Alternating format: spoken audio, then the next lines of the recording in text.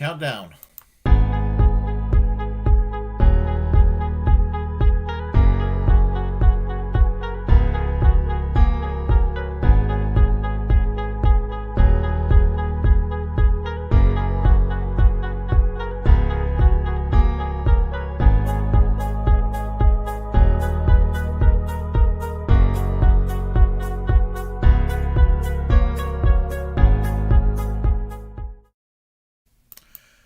Good morning and welcome to another edition of the Willie Bragg Show. I am your host, Willie Bragg, and today is January the 6th. Yeah, and I'm not going to talk about the first Sunday. I'm not going to talk about the official ending of Christmas and the beginning of Epiphany. I'm talking about what happened last year, this day, in Washington D.C. with the Z rally, an official, a botched up attempt of a coup.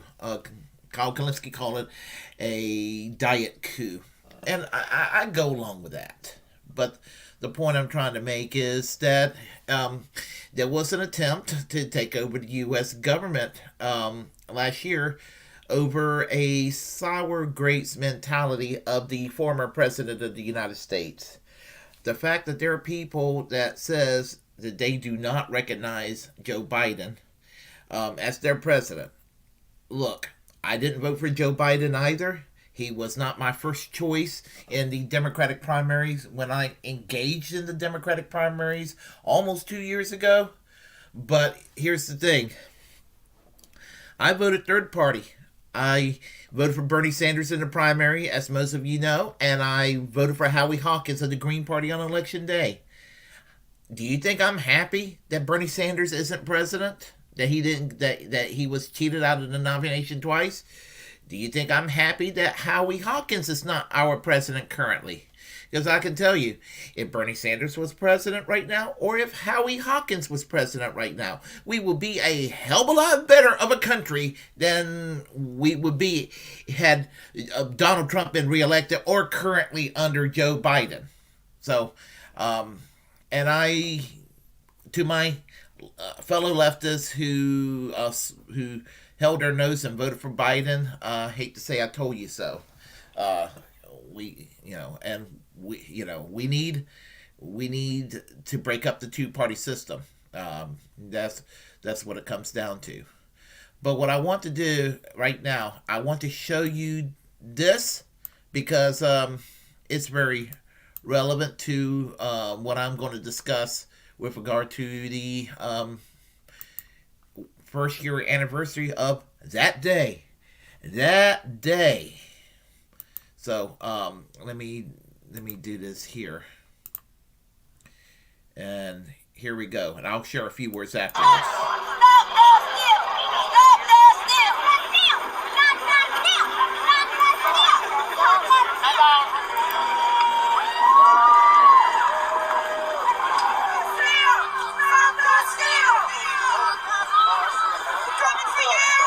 So I just climbed up the scaffolding to get a good shot up here. Look at this. This is all blocked off behind security here. Guys, take a look at this.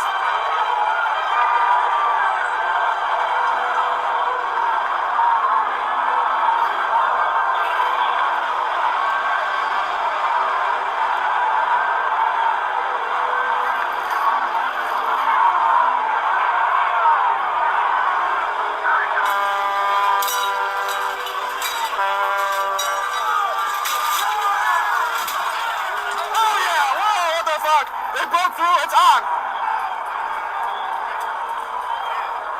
They're going to beat the fuck out of that guy.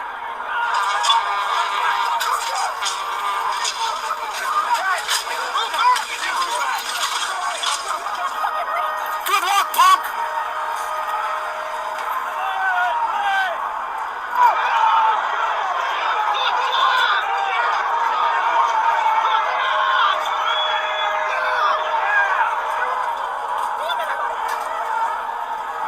It's over! run, cops! You better fucking go! Oh, fuck! See how fast the cops turn around once they fucking saw the numbers game.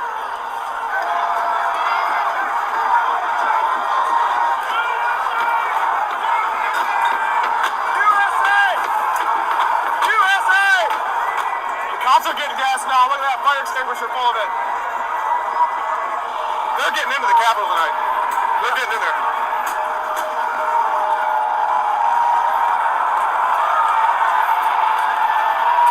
I'm very confused for the following reason. So I don't understand. I don't understand who the police are with. I thank God that it's not the Secret Service and it's not the National Guard because I think they're still under the control of the president. People are now trying to head back there. We're having a very peaceful protest. Nothing is happening. Nick, come! All right, we're on the Capitol steps, and they broke through the police line, and people are going in. The doors are open. The doors to the Capitol are open. Fuck it, let's go inside, huh?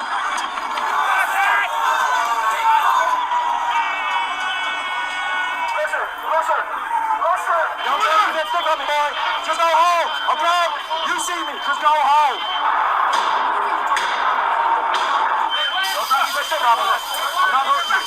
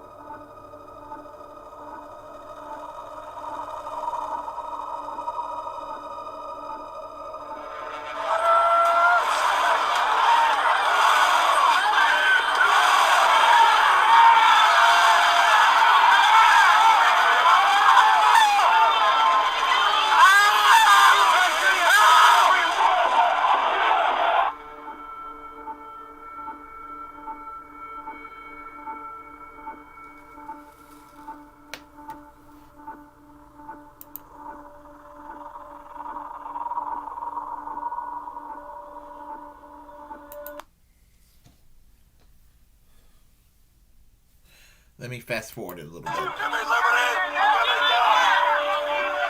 Give me liberty! Give me Jack! Doors cracked! If you have a weapon, you need to get your weapon! If you have a weapon, defend yourself in your country! Push back! Oh yeah, brother. Push back! Yes! Easy, easy, easy, easy. We're in, push, we're in. We're in.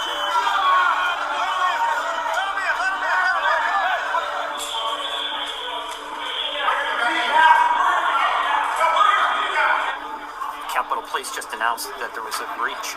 Somebody or some people got into the building past security. So they've locked the chamber in the House and they've locked the chamber in the Senate. Everything seems safe, but they're taking no chances.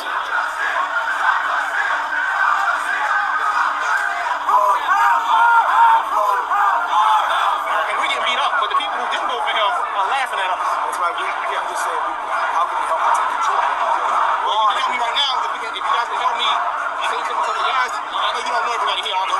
Yeah, but if you guys can help me extract these people, I appreciate it. You're not going to leave. You want them to leave? No, they can stay here. I just need to get the other officers out. Oh, you need to get them. They're trying to get out. I can do that. Let's go. Okay, you guys just announce. I can help. You can help? Okay, you can even use my megaphone and I'll follow you. It's about 10 officers up there.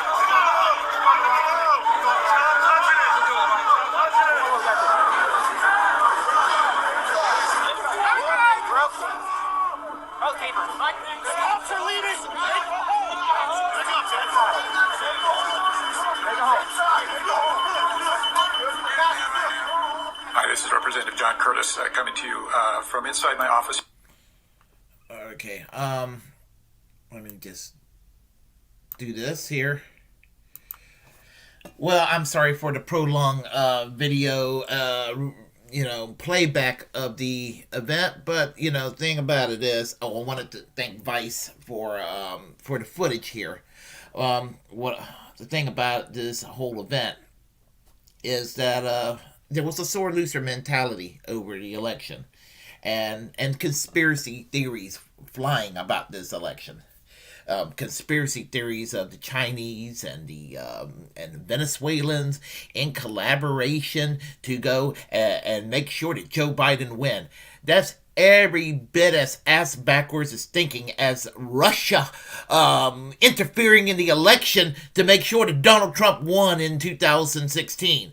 I refute Russiagate. I refute China/Venezuela gate. They're both stupid conspiracy theories by die-hard partisans. Whether you're a die-hard partisan for Hillary Clinton in 2016 or a die-hard partisan for Donald Trump in 2020, you are both stupid to believe in Russiagate in 2016, and you're both stupid to believe in Venezuela/China-gate. You're both stupid asses, both partisan Democrats and partisan Republicans alike. You're both stupid. Have no respect for stupidity. And the thing about it is that this situation, just the stupidity, absolute lazy, intellectual laziness that's almost glorified by these people. It's absolutely just absolutely nuts. But I want to play this real quick here because this is also very important. Let's see here. Hold tight. Let's see here. All right, where are we at? Let's see where we're at. Right here. Hold on, because this is also important. This is from Marjorie Taylor Greene. To prove what I've been saying all along, and I'll go into Marjorie Taylor Greene in a moment. Here we go.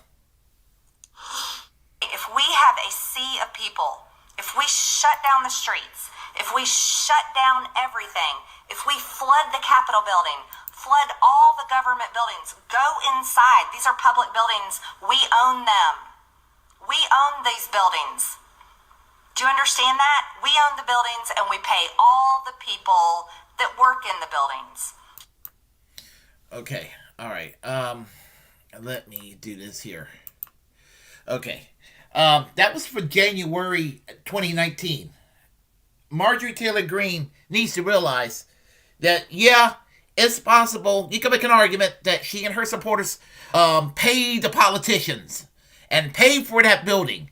But people like me pay for that building too. And people, America, from all across the spectrum, whether we like it or not, we're all taxpayers and we pay. Weak argument, Marjorie Taylor Greene. Weak ass argument. And think about it this woman, I don't want to even, she's not even a human being, and as far as I'm concerned, she's garbage.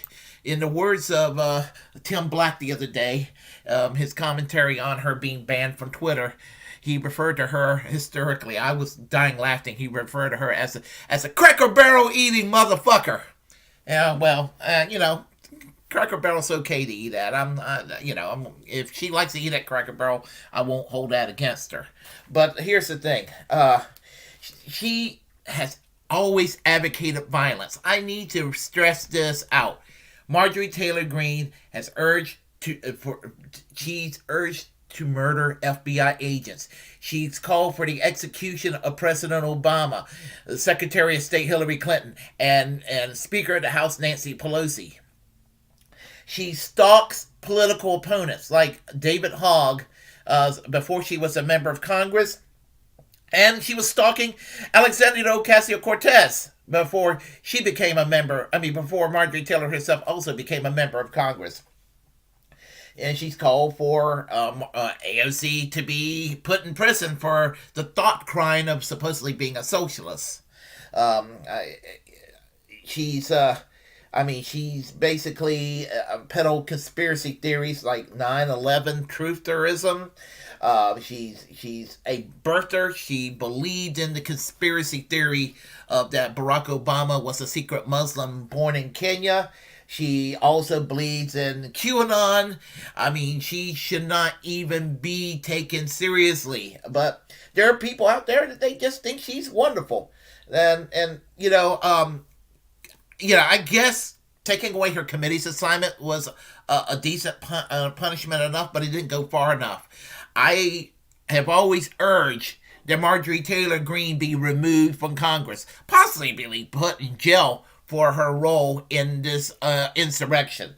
But I ironically do not favor her having her Twitter taken away. She can have her Twitter all she wants from behind bars. How's that as a compromise? So, it's not just Marjorie Taylor Greene. It's just not her. I mean, there are other people. There are other people that the fact that Marjorie Taylor Greene called for was going to threaten articles of impeachment on the first day that Biden was in power. Why? Because, I guess Biden being, president is punishment enough to urge impeachment. Well, this Karen here from Colorado, Lauren Boebert, dumber than Sarah Palin. Did you know that Lauren Boebert failed her GED twice? Yeah, I guess y'all didn't know that. I mean, this person is in Congress and involved in serious decision making. She makes Sarah Palin look like a PhD. She managed to make me think, better of Sarah Palin. I mean, I remember when I thought Sarah Palin was dumb and crazy. And I'm like, damn, this thing come along and she makes Sarah Palin almost likable. That's how low we have gotten in this country. I mean, at least Sarah Palin supports freeing Julian Assange. Whereas someone like Lauren Boebert, she wanted to go and impeach Joe Biden for what? For doing the only decent thing he's done while he was president, pulling the troops out of Afghanistan. That's the only good thing he's done. Which tells me she's not a different kind of Republican. She's just like all the other neocon vomit out there. She's no different from Liz Cheney, except that Liz Cheney at least believed in the veneer of democracy, as horrible as she is. But Lauren Boebert, she wants to impeach Biden because she disagrees with Biden on policy. She also played a role in the insurrection, posting information about police response and on location on Twitter. She should also be removed from Congress. She should. And then you got Congressman Paul Gosar. Hold it tight. And let me do this here. This Paul Gosar guy. Gosar. Let's see here. Give me a moment here. Yeah. This asshole. Paul Gosar from Arizona. Let me tell you, he did a video a few months ago, an anime, very childish to do the anime thing, of assembling a semblance of himself murdering Alexandria Ocasio-Cortez and then attempting to murder Joe Biden. That it would be should be considered a threat. I'm a First Amendment absolutist. I really am. I mean, hell, to prove it, I said that Marjorie Taylor Greene should not have her Twitter account removed, and I've also been on record defending Alex Jones's right to keep all his social media crap. I even think that Donald Trump being removed from Twitter was wrong last year. But this guy directly threatened the president and a fellow member of Congress. And not to get religion involved, he's also a bad Catholic in the sense that he talks crap about Pope Francis. Yeah, and and he doesn't like Pope Francis politics. And people like Paul Gosar, who's Catholic, who thinks on political grounds like John Hagee, which is ironic because John Hagee hates Catholics, but he thinks like John Hagee otherwise politically. This guy is in Congress still when he also played a role. Let me tell you what.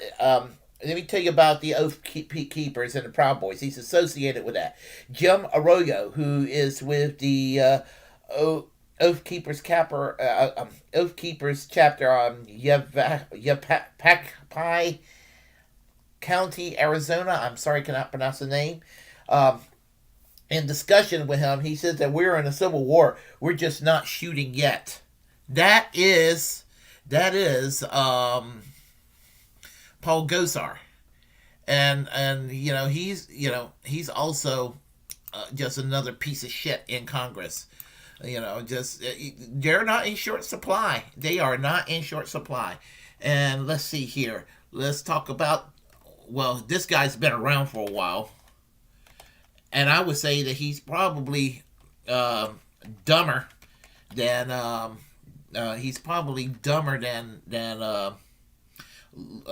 Lauren Boebert, and that is, let's see, this guy here, Louis Gohmert of Texas, one of the dumbest members of Congress. I mean, he claims that Democrats, i.e.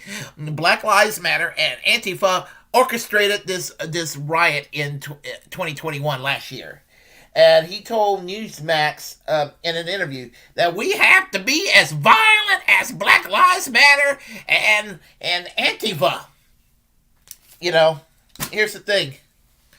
Antifa has not killed anybody. And, and Black Lives Matter, what is their purpose? To try to put a stop to police brutality. Any problems that exist with Black Lives Matter, would not be a problem, Louis Gohmert, if people like you would do your part to put a stop to the police brutality that takes place against African Americans for simply being African Americans. And that's what it comes down to. And I don't care how you slice it or dice it. There is a lot of racism in our criminal justice system. When it comes to incarceration, it comes to actual police brutality, i.e. driving while black, or when it comes to capital punishment, most notably. And the prison industrial complex with the private prisons. And I'm not being a partisan hack. Joe Biden also played a role with it with his stupid crime bill in 1994. So this shit goes all around. But the thing about it is, this guy here, I mean, I'm sure he was cheering the LAPD when Rodney King was being beaten down back in 1991. So, and if people like Louis Gohmert do not want to see, these protests all over the country by Black Lives Matter and Antifa, it's very simple. Put a stop to police brutality. And you put a stop to police brutality, and you actually respect the rule of law and our Constitution instead of trying to find more ways to lock up people in this country. And we lock up more people in this country than a lot of dictatorships around the world. Think about that for a minute. But thing about it is, people like that guy, he wouldn't care, not one bit. But I'm gonna tell you like it is, that when it comes to this sort of thing, the kid gloves that was used the kid gloves that were used with the rioters, and what happened is that had this been, Black Lives Matter storming the Capitol, I can guarantee you that there would have been a shooting down of the rioters There would have been. If Black Lives Matter and Antifa would have actually stormed the building in a scenario where Donald Trump was reelected, and here's the thing: if Donald Trump would have been reelected, I would have respected the rule of law and be like, well, gee, that sucks. Gonna have to try in 2024 to make sure that this nonsense is put to a stop. But the thing about it is, and when people were making fun of Hillary Clinton supporters having a meltdown in 2016 when Donald Trump won, what the rioters did last year was 1 million times more retarded than what the Hillary Clinton people were doing. So it's really just the selective partisanship and the selective outrage is just over the top, people. It really is. I mean, and the thing about it is that you got people in Congress. They're still around in Congress that shouldn't be in Congress for their role with the insurrection. When 2016 happened and Donald Trump won the election, yeah, I know he got the electoral vote. Hillary got the popular vote. But the Constitution requires that if you have the electoral votes, you win. It's the way it works. It was a quirk in the system. It sucks that happened that way, but that's how it works. And you got to respect the process. I favor eliminating the Electoral College. I'm mixed on whether we should keep the U.S. Senate, but I do not like the way we elect people in the U.S. House of Representatives right now. I would favor proportional representation, and as a way to do this, and allow free party competition, basically allowing any political party to run without restrictive ballot access laws that exist currently today. So that's where I stand with regard to that. There's ways you can have election integrities, election reforms. And if we have a multi-party system instead of a two-party system, we probably would not be seeing the balkanization of American politics the way we have it today. Because the two-party system guarantees that balkanization. And it guarantees that you play for a team, one team or another. And for a country who claims to be all for individualism, we are trapped in a two-party shithole. And that two-party shithole is what fuels the culture war. You think that the average donors for the Democrats and Republicans hate each other? Sure, they will sit there and they will differ on things like abortion or gay marriage or transgender rights or prayer in school or gun control maybe or something like that. But when it comes right down to corporations fucking you over, those people are politically in bed together, and they don't give a damn. They don't give a damn about the purple hair person with the pussy hat or the MAGA hat right wing redneck guy with the Make America Great slogans. They don't give a damn about you or me or the average person. All they care about is their fellow 1%. And they're Democrats and they're Republicans. And, and we basically have the powerful, basically trying to keep us fighting each other over these issues. When the one issue is income inequality, which is why I'm a socialist. I'm a socialist. As a socialist, people who live in Mississippi or in Texas or Georgia or in Wyoming, and they exist in blue states too, far lesser numbers, that would hate my very existence because I am a socialist. But you know what? And I may not like these people myself, but you know what?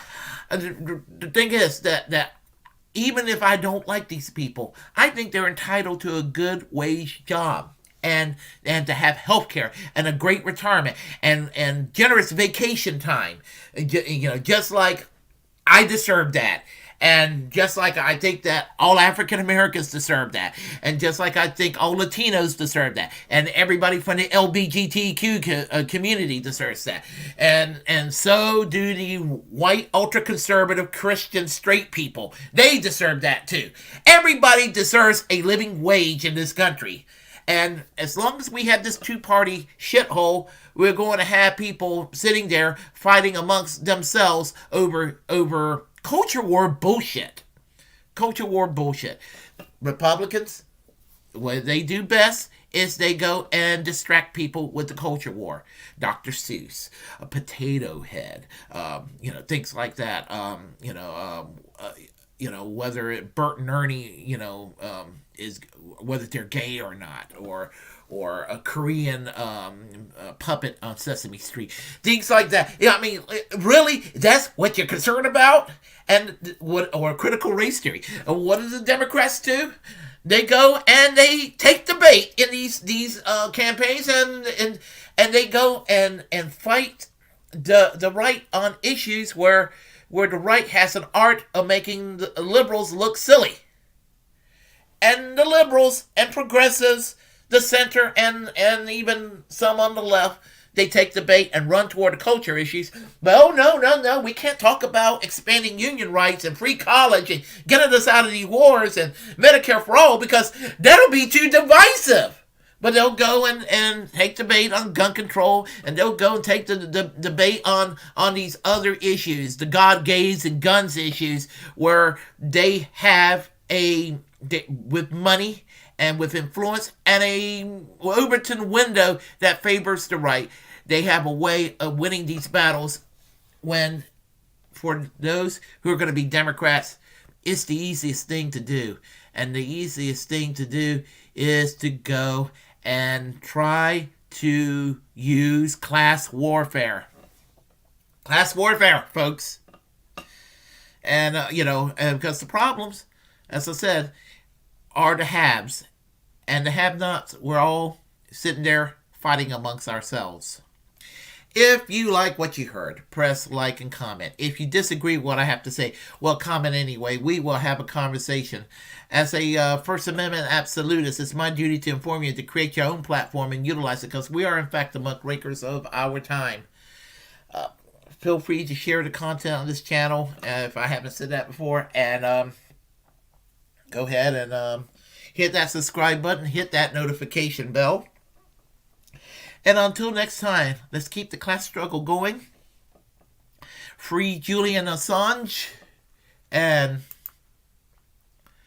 I will say, au revoir.